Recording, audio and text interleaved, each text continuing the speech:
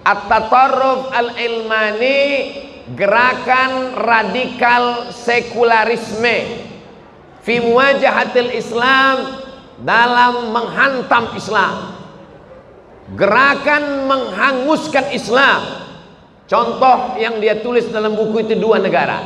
Pertama Turkiya, yang kedua Tunisia. Bagaimana gerakan radikal sekularisme? Pertama, masjid ditutup, masjid dijadikan museum. Yang kedua, tidak boleh pakai bahasa Arab, azan pun tidak boleh pakai bahasa Arab. Bayangkan kalau sampai azan di Jakarta pakai bahasa Betawi. Allah gede banget. Ceramah tabligh akbar, bubarkan. Kalau ada ustadz yang berani, tangkap. Gerakan politik, hancurkan. Ketika itu Sultan Abdul Hamid memimpin, jatuhkan. Ketika umat Islam lemah, disitulah Palestina direbut oleh Israel.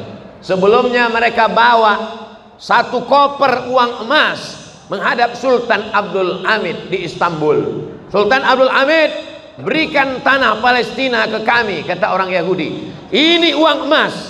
Apa kata Sultan Abdul Hamid? Yang direbut dengan tetes darah syuhada tidak akan kujual dengan emas. Yahudi sakit hati, marah mereka. Akhirnya ditumbangkan Sultan Abdul Hamid, dihancurkan Islam. Lalu peristiwa itu terjadi kapan? Peristiwa itu terjadi tahun 1924. Sekarang tahun 2022. Tahun depan 2023. Tahun depan 2024. 2024 bukan sekedar pilkada dan pileg.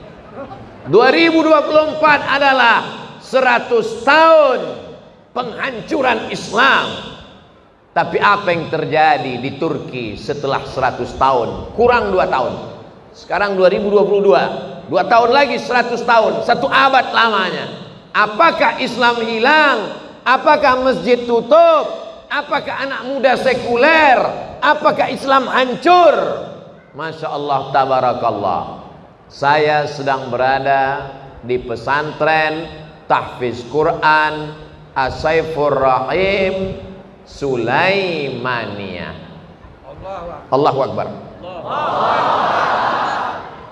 Dia tidak membawa senjata, dia tidak membawa partai, dia tidak membawa apapun. Yang dia bawa hanya Quran saja. Dia ajarkan muridnya baca Quran. Setelah bagus baca Quran, tahsin ngapal Quran. Setelah itu diajarkannya baca kitab, akidahnya Ahlussunnah wal Jamaah, fikihnya bermazhab. Dan uniknya, dia tidak hanya sekedar bertasawuf, tapi dia bertarekat. Tarekatnya adalah Naqsyabandiyah.